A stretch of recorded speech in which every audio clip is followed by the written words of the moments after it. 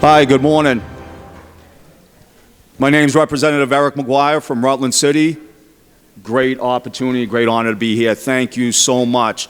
I'm just going to give a quick, brief overview, a little bit of the current landscape to public safety at this time, and then I'm going to turn it on over to Jeff to share some of the thoughts of what he's seeing at the ground level in regards to, as a business owner, what he's seeing in Burlington. And again, thanks for being here, and hopefully we won't have the opportunity to take any questions because I will not be able to answer them. Comedy's good. Currently at this time, the overall landscape, Vermont still remains among the nation's lowest crime states, but violent offenses are rising. From 2012 to 2022, violent crime has gone up 56%, aggravated assault up 65%, homicide up 166%.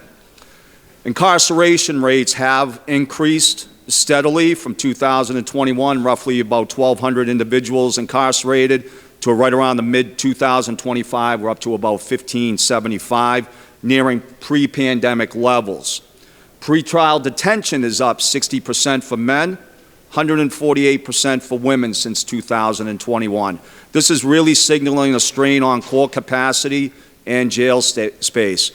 Correctional outcomes. Vermont's DOC Risk Intervention Service participants showed a 23% recidivism versus 42% statewide average. Let me just retract just quickly. These numbers in regards to what's called the Risk Intervention Services, which is reentry programming, as well as programming designated to what the offense is, correctional reentry philosophy. From my understanding, Risk Intervention Services ceased during the COVID period, and I do not believe these services are in place. These numbers were presented through a report, but those numbers ended with outcomes in 2019. So I do not know what the update is. I have reached out to DOC on numerous occasions asking for, what the number of participants are in risk intervention services. What are the outcomes currently at this time? Are they effective? Is it still working? And I have gotten no response, and it's been 3 years. Moving on. Some of the root causes we know is substance use, housing instability, and behavioral crisis continue to drive arrest and repeat offenses. Some of the key challenges right now is the limited workforce capacity in law enforcement, courts, and the Vermont Department of Corrections. Rising violent crime categories despite overall low totals, over-reliance on pretrial detention, and hotel-based temporary housing. Keep that point in the back of your head. Fragmented data is another issue and a challenge that we are having within the state, and limited interagency coordination. Persistent link between substance use, homelessness, and public disorder. Some of the policy and intervention and collaboration opportunities that can be presented, and they are seen, in which I'm going to get to in a second in regards to the governor's 2025 Omnibus Public Safety Bill, which is currently at this time still in judiciary. Correct, Tom? Where are you? Am I correct on that? Yeah. Yeah, there's a bill, we had one that came out last year, the Omnibus bill. We took a couple pieces out of it and we did pass it, a couple of pieces, but there's going to be a brand new one this year. Yeah. And I do want to highlight that bill as it is right now, as well as hopefully some of these other initiatives, because what that bill does have is it is going to start to data-driven public safety. It does expand the statewide crime heat map dashboard to real-time data. It does improve data sharing between law enforcement, corrections, and our social services. There are mechanisms within that bill that will streamline cases, processing to reduce the detention backlogs. We're able to strengthen early intervention with some of the youth programs, and of course, the more bipartisan collaboration. So really the bottom line right now is I believe what the ultimate challenge is, we're challenged to sustain our reputation as one of the safest states while adapting to the rising violent crime trends, workforce shortages, and social services gaps. Evidence-based initiative, transparent data, and cross-sector collaboration can drive both safer communities and a more effective justice system. So just, I want to touch briefly in regards to the omnibus bill. As we're aware, it provided amended bail release rules to reduce what has been described as the catch and release cycle of repeat offenders. Repealing the final stage of the raise the age, increasing penalties and defining clearer accountability for repeat offenders and those violating their release conditions. It's linking public safety policy and substance use behavioral health issues, recognizing that addiction and public health interests within the public safety network. It reforms and upgrades the structure of state public safety agencies, for example, turning the Public Safety Department into a full state agency. This can be a very, very effective, if passed, proposal. There is one concern that I have highlighted within this, is that we don't necessarily have the infrastructure or continuum of care to support this initiative fully. And what I mean by that is that we do lack mental health residential treatment beds. We lack residential longer-term substance abuse treatment modalities. We lack the monitored detox beds that start from continuum care to start to finish. We have significant gaps in the system, and it's going to be very difficult to expedite individuals into that system of care if we don't have the infrastructure to do so.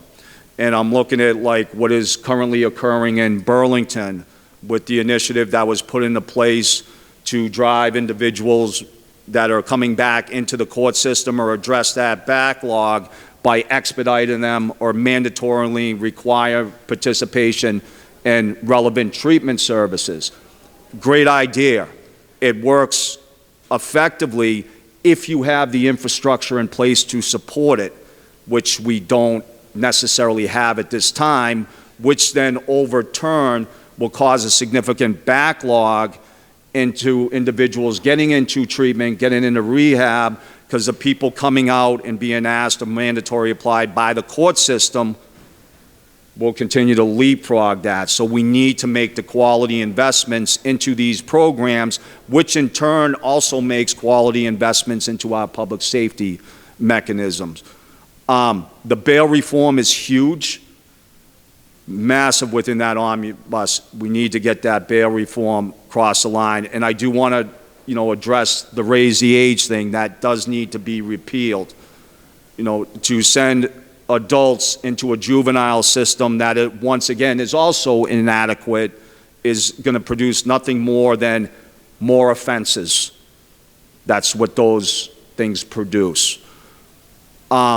Just quickly, last point, I think as lawmakers this session, we need to pass several of those pieces within the omnibus or pass it completely. We need to give judges more options to hold people on bail. I believe that sealing instead of expunging, which we put into place, very good, very good. That was a good component with it. We got to reboot our detox programs that we originally used to have that have been removed. There used to be Act 1. We've removed more detox beds. We've removed more substance use beds. Maple Leaf Farm closing down and never replaced that. We still haven't fully gotten up to par when we lost the Waterbury Hospital. Losing these beds and not replacing them or consistently removing these options and these tools that we once have is become counterproductive and has resulted in significant unintended consequences. That's my spiel. I'd like to turn it over to Jeff to share what he's seeing going on the ground level. Thank you. Alrighty.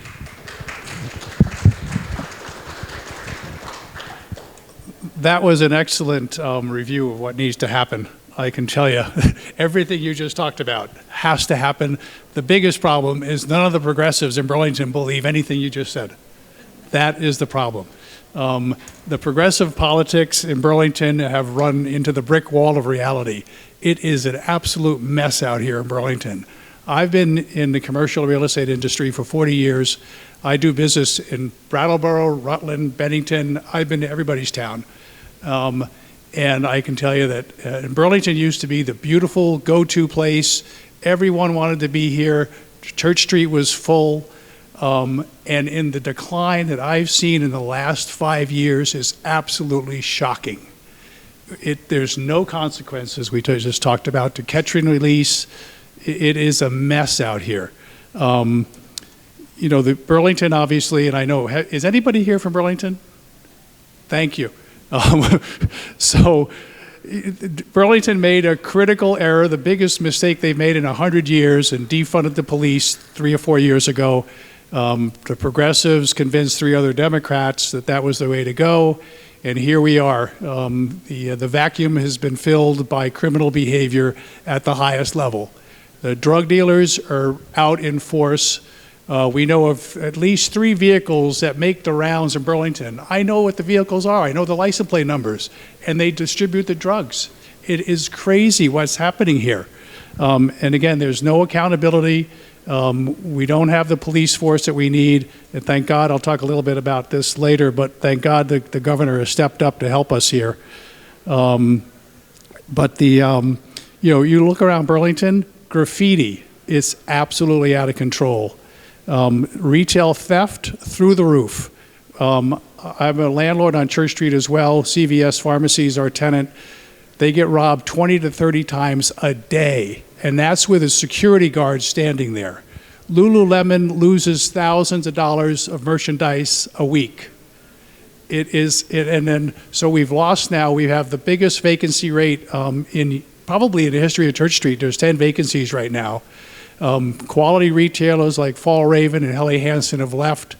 Helly Hansen, as you probably have their merchandise, quality retailer worldwide.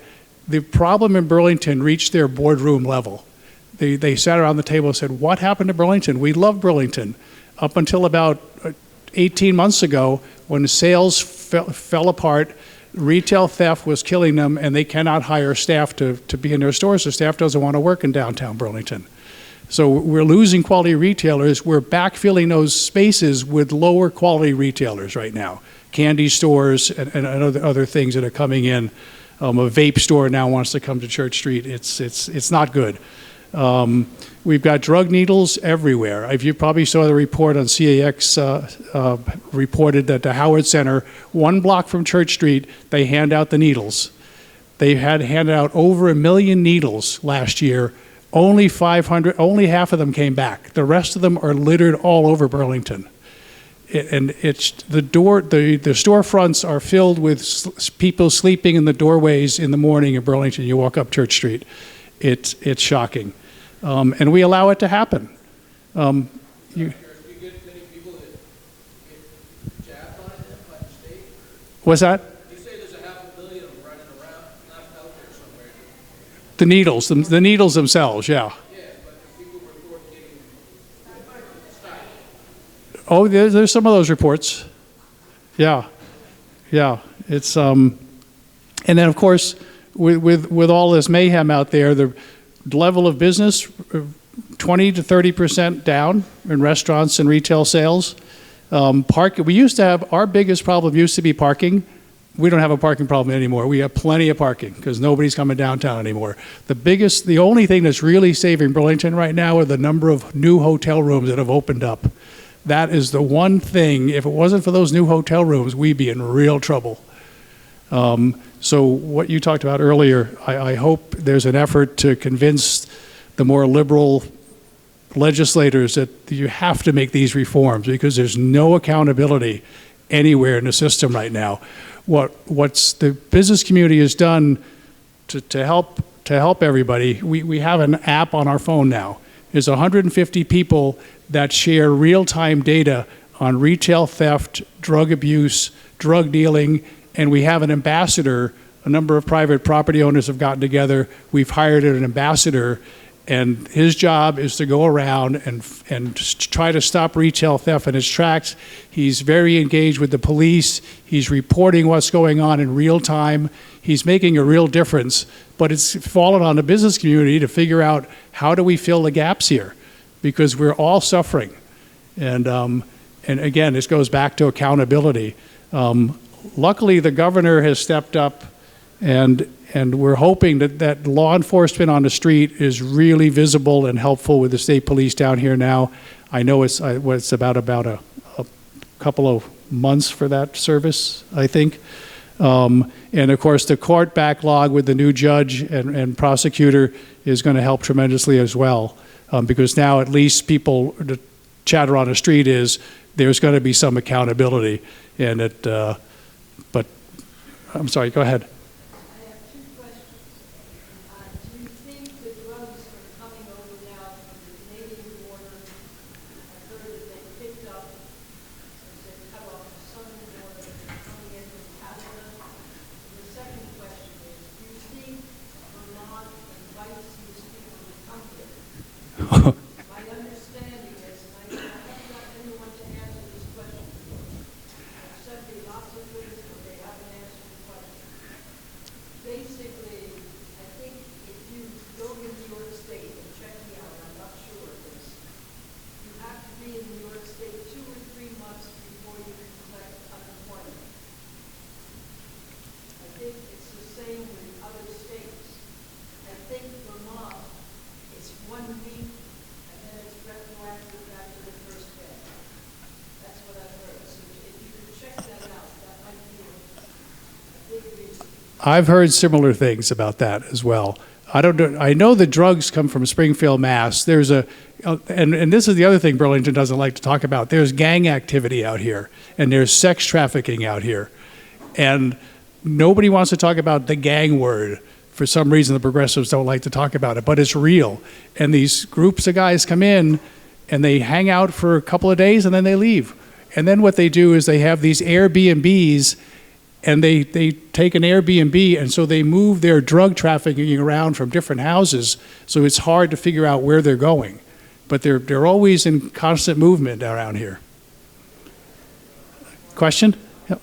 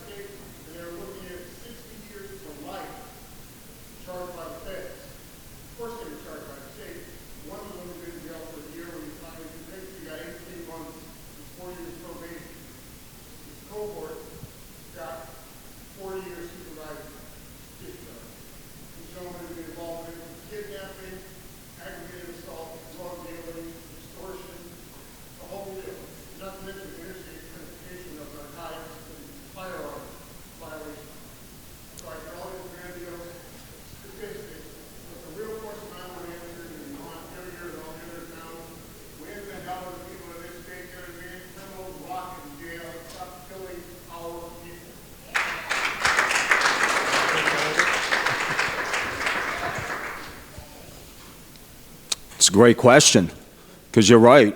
Fentanyl is a lethal substance. Fentanyl is death. There should be stricter laws in regards to fentanyl trafficking. It needs to be categorized as a lethal substance, not a controlled substance. I don't see where death is controlled.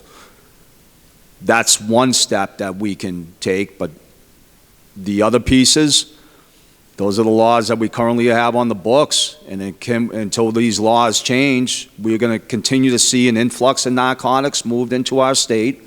Do I believe that it's an open door? I think our drug laws are very lax, which does allow opportunity for younger individuals. That's why I am so against raising the age. There are numbers out there, and there is data out there that it is a younger group under the age of 18 that are trafficking into this state. They know they can get away with it because of how lax the laws are. And if we continue on this pace, yes, more are going to pass on for our inability to address it. Safe injection site isn't going to work. They're in delusional land in regards to that. That's just going to bring more influx. I don't mean a word salad, you respond. I don't have the answer till the laws change. We got to get tougher on these, and I don't believe going to the punitive end is going to result, but there are times in those mechanisms, you got to go punitive in those. You are bringing death. Therefore, we are going to punitively respond to that. I'm sorry that if you're going to be spending your life incarcerated behind bars, these are the choices you made, and these are the consequences that are going to be dropped upon you. This empathy response is not working.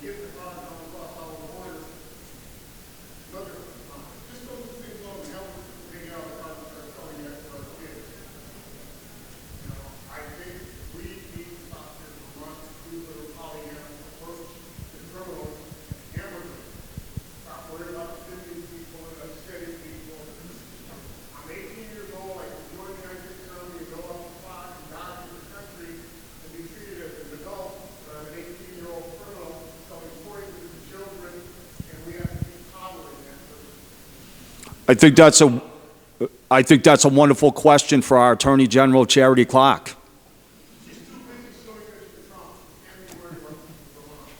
But that's really the question to our Attorney General, Charity Clark. Where are you? How are you supporting the residents? How are you keeping us safe?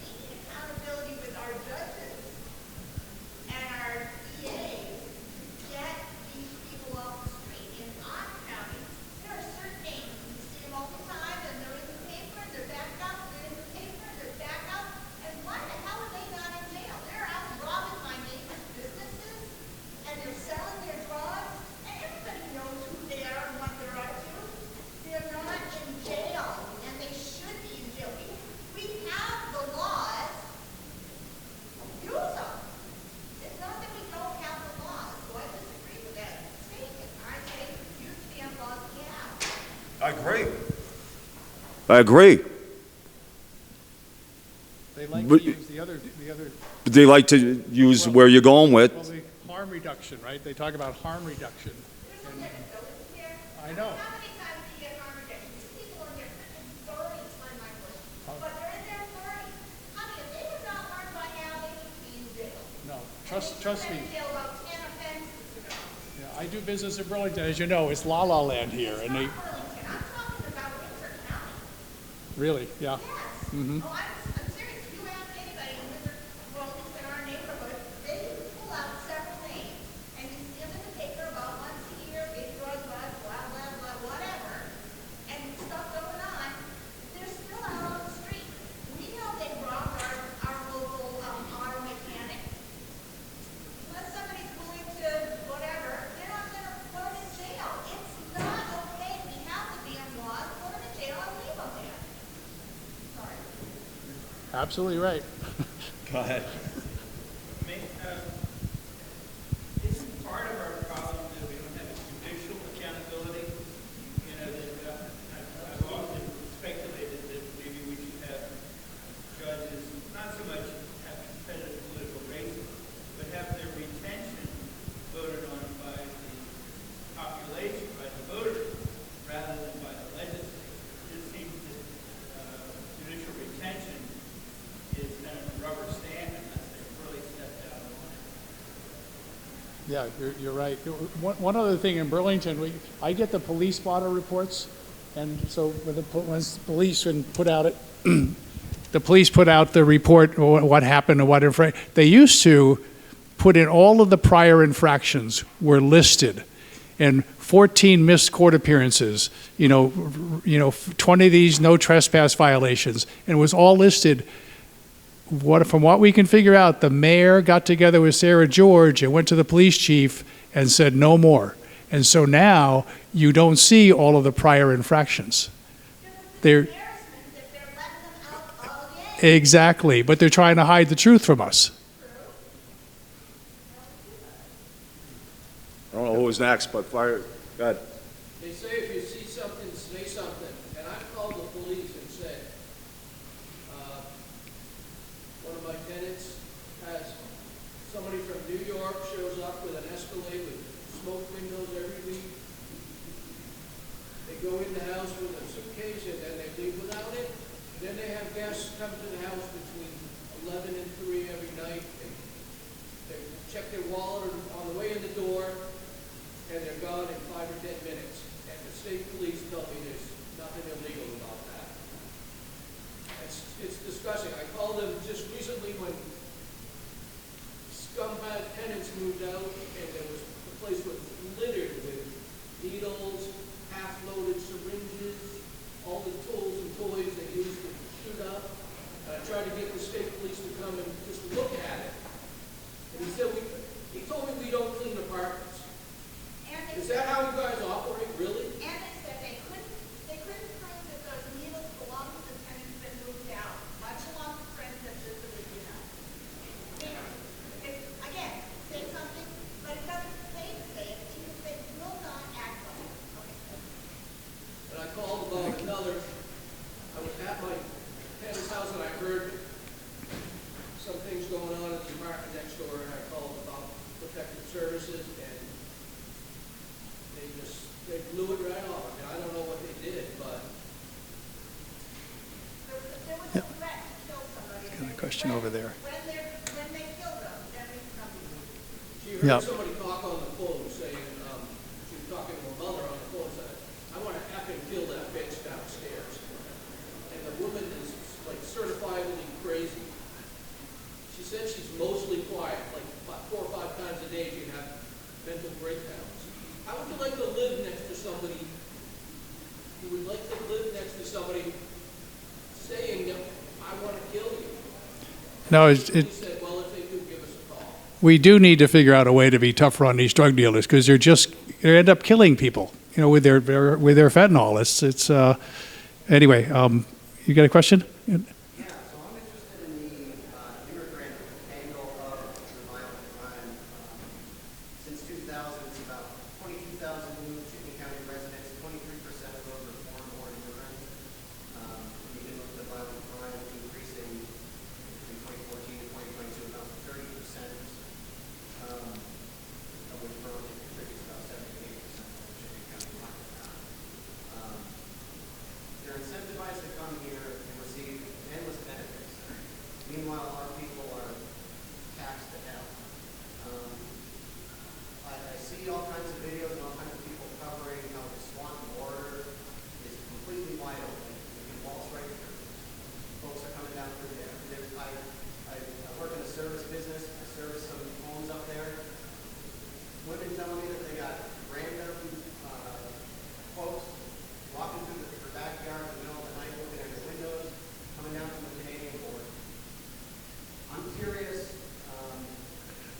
what you think might be able to be done about the immigrant angle of that, and why it is that nobody seems to want to talk about it. I mean, understandably, it wants to be politically correct, but the numbers are certainly correlating, and just curious any personal opinion.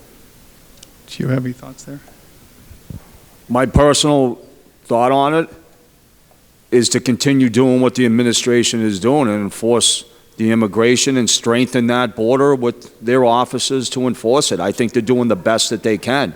Personally speaking, I'm not personally speaking, that's the law. You want to enter into this country illegally, that's pretty much a telltale sign of what the character is of that individual. I'm thankful for, we have a great immigrant population within this state that did it right, and I want to support them to the best that I can. But I do not support individuals coming into this nation already right off the bat breaking the law. I believe he's doing the best that he can, the federal administration, to manage it and get more interaction on up there to keep people from entering into this country illegally. We've hit the noon time. Thank you so much. Thanks, everybody. Appreciate it. And please do shop on Church Street before you leave town. Thank you. While you're there, pick a couple of needles.